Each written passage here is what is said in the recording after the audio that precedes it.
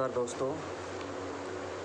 आज हम अपने सेकंड चैप्टर को स्टार्ट करने वाले हैं हमारे हिस्ट्री के, जिसका नाम है फ्रॉम ट्रेड टू टेरिटरी, व्यापार से साम्राज्य की तरफ। जैसे मैंने आपसे सुबह बात की थी इसके बारे में कि किस प्रकार से जो अंग्रेज़ों का मुख्य उद्देश्य क्या था, वो व्यापार करने के उद्देश्य यहाँ से आए थे। लेकिन जिस प्रकार के हालात थे यहाँ पर, उन हालातों को देखते हुए उन्होंने क्या कर लिया, हमारे जो देश को क्या किया, अपने नियंत्रण में ले लिया भाई। ठीक है, तो हम शुरुआत करते हैं। कुछ बातें सेम रहेंगी जो हमने पिछले साल छोड़ दी थी, जहाँ से हमने अपना 10th चैप्टर छोड़ा था 7th क्लास में। Aurangzeb was the last of the powerful Mughal rulers. He established control over a very large part of the territory that is also known as India. After his death in 1707, many Mughal governors, subedars and big zamindars began asserting their authority and establishment regional kingdoms. As a powerful regional kingdoms emerged in a various part of India, Delhi could no longer function as an effective center. देखो, हमने पिछले साल पढ़ा था कि जो औरंगजेब था वो लास्ट मुग़ल एम्परर था, जो जिसको मानते वो बहुत ही ज़्यादा पावरफुल था। जैसे ही क्या है वो उसकी जो है, हम ये नहीं कहेंगे कि वो लास्ट था, कि वो पावरफुल लास्ट था। जैसे उसकी डेथ हुई तो छोटे छोटे जो रीजनल किंगडम थे वो हमारे आपको देखने को मिले, सामने आए, जो हमारे 10th चैप्टर का नाम भी था। ठीक है, जिसमें क्या है पिछले साल आपने पढ़ा था, जो मुग़ल गवर्नर थे, सूबेदार थे या ज़मींदार थे, उन्होंने बगावत करना शुरू कर दी थी खुद मुग़लों के ख़िलाफ़, और उन्होंने अपनी खुद की अपना खुद का स्वामित्व क्या वहाँ पर घोषित कर दिया था, और अपने आप वहाँ पर अपने आप को क्या राजा घोषित कर लिया था भाई। ठीक है, तो जिस प्रकार से ये जो रीजनल किंगडम थे वो आए, जो भारत के अलग अलग हिस्सों में देखने को मिले, तो दिल्ली भी इससे बचता नहीं रह पाया। By the second half of the 18th century, however, a new power was emerged on the political horizon, the British। और 18वीं शताब्दी की जब हम बात करते हैं, उसके आधे भाग की बात करते हैं हम, तो वहाँ पर एक पॉलिटिकल पावर जो उभर के आई थी, और वो कौन थी? British. Did you know the British originally came as a small trading company and were reluctant to acquire territory? How then did they came to be master of a vast empire? In this chapter, you will be see how this came for about। देखो, हमने पहले भी बात की थी कि भी जो ब्रिटिश थे यहाँ पर सिर्फ और सिर्फ क्या है, वो व्यापार करने के उद्देश्य से आए थे। लेकिन और उन्होंने बोला था किस पर वो कोई अपनी टेरिटरी थी, जो साम्राज्य थे, उनको कोई कंट्रोल करना नहीं चाहते थे। लेकिन जैसे मैंने आपको बताया कि कुछ इस प्रकार के हालात थे, जो हमारे राजा थे वो भ्रष्ट थे, बेईमान थे और शराबी थे, तो देश प्रेम ही नहीं था उनके अंदर। बहुत सारी चीज़ें थी जो उन्होंने देखा और लगा इनको गुलाम बनाया जा सकता है, और बाद में इसको कंट्रोल भी किया। तो ये जो चैप्टर है, हम इसी चैप्टर में क्या हम इसके बारे में पढ़ने वाले हैं भी। ठीक है, देखो ये है जो मैं सुबह आपसे बात कर रहा था कि ये जो रास्ता दिखाई दे रहा है ना आपको, ये जो रास्ता है, ये ओशियन रूट बोले जाते हैं इनको। तो ये ओशियन रूट है, इस ओशियन रूट को क्या नाम आता है? कैप ऑफ गुड होप के नाम से जाना जाता था भाई। ठीक है, तो यहाँ से जो ये जो यूरोप है सारा यहाँ से जो लोग आते थे, अब क्या है, अब तो यहाँ पर स्वेज नहर बन गई है, ये मेडिटेरियन सी है, और ये क्या है आपका रेड सी है, यहाँ पर इसको जोड़ता है ये रेड सी यहाँ पर। अब तो यहाँ पर स्वेज नहर बन गई, अब तो आप यहाँ से आ सकते थे, लेकिन पहले लंबी यात्राओं के द्वारा ऐसे आया जाता था, और बहुत ज़्यादा इम्पोर्टेंस रहती थी उस समय इस रूट की भाई। हम बात करेंगे ईस्ट इंडिया कंपनी के बारे में। स्टार्ट करते हैं आज।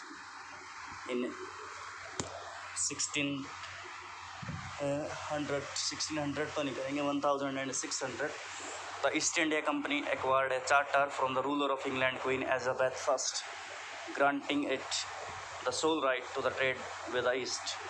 This meant that no longer trading group in England could compete with the East India Company. With this charter, the company should venture across the oceans, looking for a new lands for which they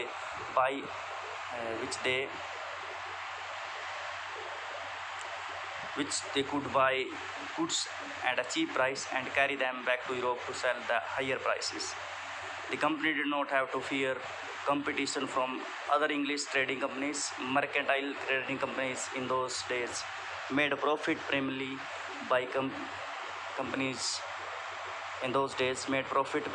by the excluding competitors so that they could buy cheap and sell dear.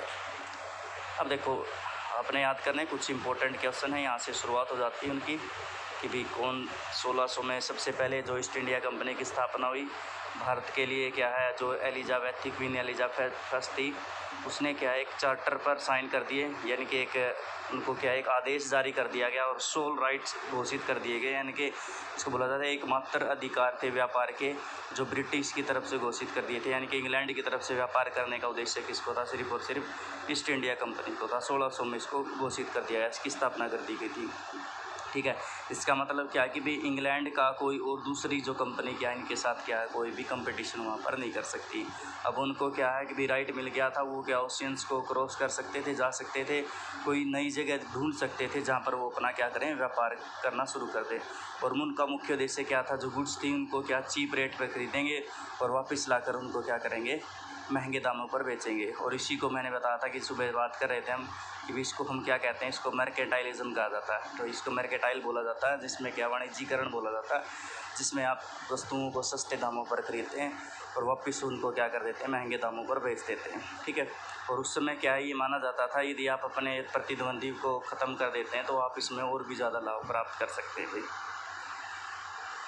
The Royal Charter, however, could not prevent other European powers from entering the Eastern market. By the time the first English ships sailed down to the west coast of Africa, round the Cape of Good Hope, and crossed the Indian Oceans, the Portuguese had already established their presence in the western coast of the India and had their base in Goa. In fact, it was Vasco da Gama, a Portuguese explorer, who had discovered the sea route in India in 1498. By the early 17th century, the Dutch too were exploring the possibility of the trade in the Indian Ocean. Soon the French trader arrived in the scene. देखो, जो royal charter घोषित किया गया था, जैसे हमने बात की कि ब्रिटिश की तरफ से और कोई कंपनी नहीं जा सकती थी, ये तो ठीक है, लेकिन वो जो दूसरे देशों की जो कंट्रीज, जो दूसरे देशों की जो देशों से जो दूसरी व्यापारी कंपनी आई थी या फिर व्यापारी जो आए थे, वो उनको यूरोपियन पावर थी अल्लाह अन्य प्रकार की, तो वो हमारे यहाँ पर आने से उनको नहीं रोक सकती थी। ठीक है, इस प्रकार से जैसे ब्रिटिश आए, तो ब्रिटिश जब वो हमारे जो अफ्रीका कोस्ट है, जैसे मैंने आपको बताया कि भी कैप ऑफ गुड के रास्ते से आए तो इंडियन ओशियंस के अंदर एंटर हुए, तो उससे पहले क्या है जो पुर्तगाली नाविक थे, तो जैसे कि वास्को डी गामा हमने बात की थी, उसने भारत की खोज की थी, तो वो पहले ही आ चुका था 1498 में, तो वो वहाँ पर पहले ही थे। उनसे पहले डच की बात कर सकते हैं, और मैंने आपको बताया था फ्रेंच जो लोग थे वो भी मान ये भी आपके पहले आ चुके थे इनसे। ठीक है, तो वो यहाँ पर आपको देखने को मिल रहे थे। उसके बाद है जैसे डच भी आपके आ चुके हैं, और मेरे ख्याल से फ्रेंच लोग थे वो भी यहाँ से पहले इनसे पहले आके यहाँ पर बैठ चुके थे, स्थापित हो चुके थे, तो वो इनको व्यापार करने से यहाँ नहीं रोक सकते थे भाई। The problem was that all the companies were interested in buying the same things. The fine quality of cotton and silk produced in India had a big market in Europe. Paper, clothes, cardboard, and cinnamon were a great demands. Competitions among the European companies inevitably pushed up the prices at which these goods could be purchased, and this reduced the profit that could be earned. The only way the trading companies could flourish was by the eliminating the rival competition. The urge to the secure market therefore led to the fierce battle between the trading companies. तो उसके बाद क्या वो problem आपको ये देखने को मिली, जो कंपनीज थी, जितनी भी जो कंपनी थी मोस्टली सभी को क्या है एक विशेष प्रकार की वस्तुएं ही चाहिए होती थी। ठीक है, जिसमें क्या भाई उत्तम किस्म का कॉटन है, सिल्क है, जो भारत के लिए भारत में पूरा भारत का जो पूरा फेमस हुआ करता था यूरोपियन मार्केट के अंदर।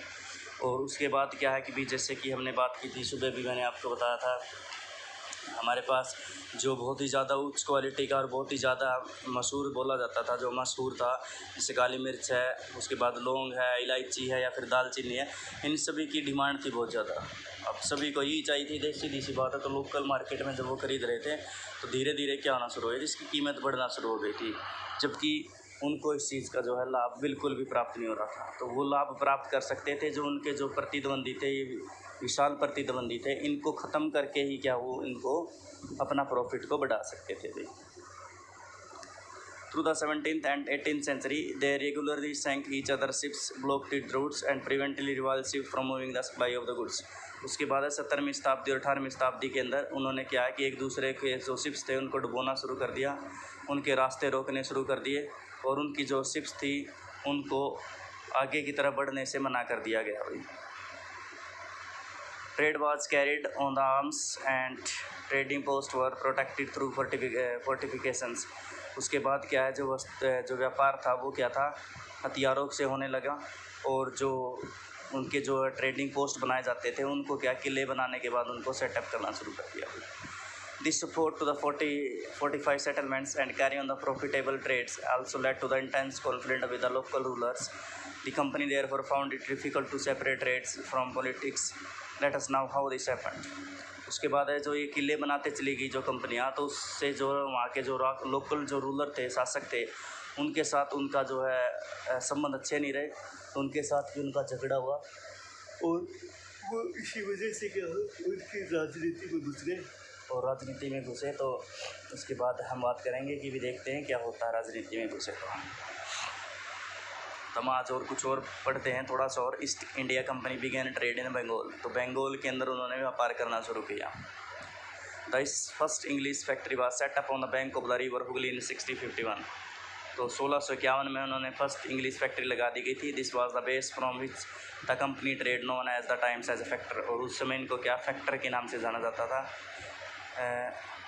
The factory had a warehouse where goods and exported were stored and it had office from company official set. और फैक्ट्री का जो हमारी जो फैक्ट्री सेटअप की जाती थी, यहाँ पर लगाई जाती थी, तो वहाँ पर एक वेयर हाउस होता था जहाँ पर वस्तुओं को रखा जाता था और उनको उनको स्टोर करके रखा जाता था. उसके बाद उनको बेच दिया जाता था, उनको एक्सपोर्ट कर दिया जाता था. और जो कंपनी के ऑफिसर्स होते थे उनको यहीं पर सेट किया जाता था, वहीं यहीं पर बैठते थे भाई. As trade extended the company persuaded merchants and traders to come and settle near the factory. उसके बाद जैसे जैसे व्यापार बढ़ा तो कंपनी ने ये मांग करनी शुरू कर दी कि जो व्यापारी हैं वो धीरे धीरे इस जो हमारी जो फैक्ट्रियां हैं इसके आसपास ही बैठना शुरू कर दे. जो ट्रेडर हैं उनको भी यहीं पर सेट करना शुरू कर दिया भाई. By 1696 it began building a fort around the settlements. उसके बाद 1696 में उन्होंने क्या वहाँ पर एक किलेबंदी बनाना शुरू कर दिया. By 2 years later it bribed Mughal officer into giving the company zamindari rights over the 3 villages. उसके बाद क्या है, उन्होंने उन्होंने वहाँ 1698 में क्या है भी दो गाँवों की जो मुगल ऑफिसर थे वहाँ से क्या कर लिया उन्होंने, जो है धोखे से क्या कर लिया भी, जमींदारी राइट्स थे उनको वहाँ से छीन लिया, अपने अधिकार में ले लिया भी. One of this was the Kalikata. और उनमें से एक क्या था, कैलिकटा था, which later grow into the city of Calcutta और Kolkata as a known as the today. उसके बाद जैसे ही इसको कैलकटा जाने लगा और आज के समय में इसको कोलकाता नाम से जानते हैं. It is also persuaded the Mughal emperor Aurangzeb to issue a farman granting the company the right to trade duty free. और उसके बाद क्या है, उन्होंने मुगल एम्परर औरंगजेब से मांग की कि वो उन्हें एक फरमान घोषित दें जिसमें क्या करें कि भी जो कंपनी जो व्यापार कर रही है जो उनके ऊपर टैक्स लगाया जा रहा है तो उस टैक्स से क्या कर दिया जाए, उनको छुटकारा दे दिया जाए भाई, यानी कि वो बिना टैक्स पे करे ही वो व्यापार करेंगे. The company try continuously to press for more concession and manipulate existing privileges. Aurangzeb's farman for instance had granted only the company the right to trade duty free. उसके बाद है लगातार जो कंपनी ने प्रयास किए कि उनके ऊपर दबाव बनाने का प्रयत्न किया कि भी जो है औरंगजेब को कि वो फरमान घोषित करें कि भी जो कंपनी को क्या है उनकी जो है व्यापार के अंदर क्या करना शुरू करें, व्यापार में उनको छूट देना शुरू कर दें.